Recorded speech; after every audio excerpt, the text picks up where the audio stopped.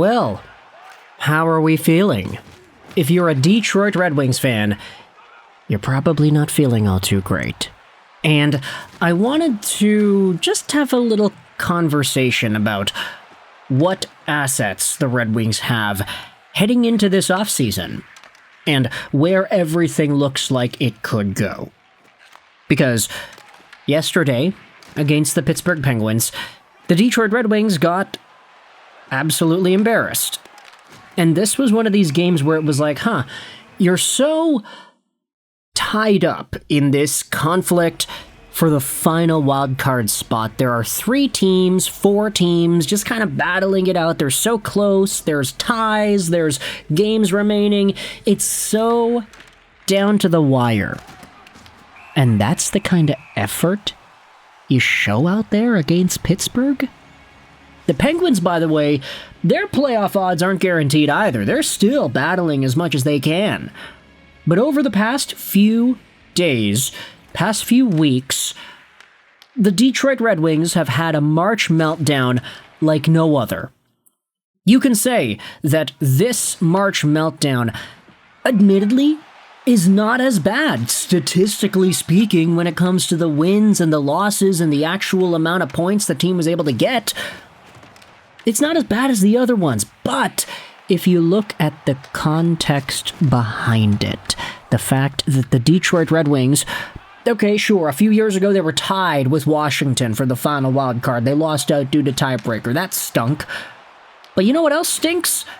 Being top 5 in the NHL at the end of January and losing your playoff spot by the middle of March. That's even worse. Again, the record might not actually be as bad, but the magnitude as to how far the team has fallen, that's even worse. And it's unimaginably bad just to see this sort of a stretch go down. If you had told Red Wings fans back in the middle of July, when they were a top team in the National Hockey League, hey, they're not making the playoffs this year, guys. I'm sorry. Their playoff odds are going to dip to 50, then they're going to go down to 30, and then they're going to go all the way down to 20, and okay, maybe that's an exaggeration. They're at a 32% chance of making the dance at the moment, according to moneypuck.com. However, when it comes to the future of what this team has this year, there was a conversation that I wanted to bring up that was talked about on the Detroit Red Wings subreddit. You see, yesterday, there obviously was discussion on the sub about the loss against Pittsburgh, and there's lots of doom and gloom. It's a pretty rainy, emotional mood on Detroit Red Wings forums and with Red Wings fans. But here's a comment from LeafSox69. The real killer is not having our first rounder. Top reply to this post says, "You're really desperate for another Casper or Danielson type player? Gross." Honestly, it may be for the best that we don't even have the opportunity to draft some stellar 200-foot player prospect that can only ever disappoint someone. Yzerman would probably throw up a heat check and draft another goalie. And this was a really interesting element of the Detroit Red Wings discussion that I saw yesterday going down. Now, there is a conversation on whether or not Steve Yzerman as a drafter has done his job well. Now, you can say that some of these picks, particularly 3 in a row in the first round, have been very, very good picks. Seider, Raymond, Edvinsson. All in a row. 2019, 2020, 2021, you cannot go wrong with those guys. The other ones, though, I mean, you got some defensemen in there that are pretty hot. Axel Sandin Pellikka looked pretty good. You've got goaltenders like Sebastian Cossa. And then you have the two-way, defensively responsible type, not really offensive-leaning forwards. The Nate Danielsons, the Marco Kaspers, and the Michael Brandsegg-Newgards. Even Carter Bear, you can toss that guy into that bucket as well. Now I know that Nate Danielson did have a better production stat line in the WHL than some of these other guys might have had in their own leagues, but still, this is the mold of player that Steve Yzerman has tended to have gone with over the past few years. And I'm not necessarily saying that, oh, it's Kasper's fault that the Red Wings are not good, or it's Nate Danielson's fault that the Red Wings have this sort of mojo deficit in the month of March in 2026. But what I will say is that there were other players that were drafted that you can say probably would have been better choices. There are a number of guys taken after Nate Danielson that haven't had the injury struggles that Danielson has had, and that are producing a decent amount. Zach Benson, out of Buffalo, is a super great player. Then you talk about the Marco Kasper draft back in 2022.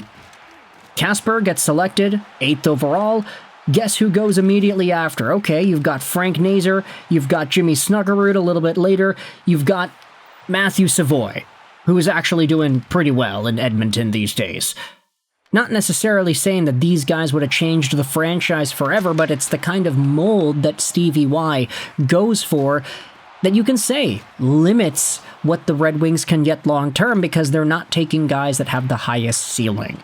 Players like a Zach Benson or even Lekaramaki or a Nazar, you could say these guys have extremely high ceilings and that there's a lot of hope for what they could bring in the long term. Hell, the most productive guy out of the 2022 NHL Entry Draft, other than Slavkovsky and Cooley, was drafted in the second round. It was Lane Hudson. Now, I'm not saying necessarily that, oh, the Red Wings made a mistake by not taking the guy that was taken 62nd overall. Like, that's not what I'm implying here. But I do wonder if the style of player and what this actually means for the Red Wings and their prospect pool, I wonder how much that affects the way Red Wings fans are thinking about this team. Because I thought it was really unique, this conversation that Wings fans are having that, oh yeah, it's actually pretty great that the Red Wings don't have their first round pick this year, because now they're not going to be disappointed by taking a guy with a low ceiling. That's a crazy take, and I wonder if a lot of them are just talking about this because of the disappointment of the game against Pittsburgh. Here's another reply just to end off this entire conversation here. Yeah, man, let's give up on 21-year-old hockey players. I'm not giving up on them, Patient Border 5357 responds, but they don't inspire confidence. Another reply says Raymond came and never even went to Grand Rapids.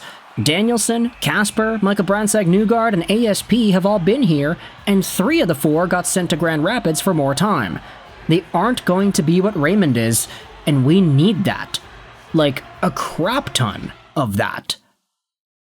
It's that, and then you also have other conversations in this reply thread saying that both Larkin and Yzerman need to go, strip the captaincy. Like, okay, there is a lot that we can digest from the way Red Wings fans are feeling about this, but I want you to let me know your thoughts in the comment section below. How do you feel about the Wings' play, not necessarily as of late, but how it seems to trend, and where you see the prospects of Detroit fitting into the picture long term? Do you think there's an element of disappointment here because the prospects that the Wings have are just what they are? They're not getting Lucas Raymond caliber guys in the draft. They're not getting Edvinsson caliber guys in the draft. With all that said, let me know your thoughts in the comment section below. I hope you enjoyed this video.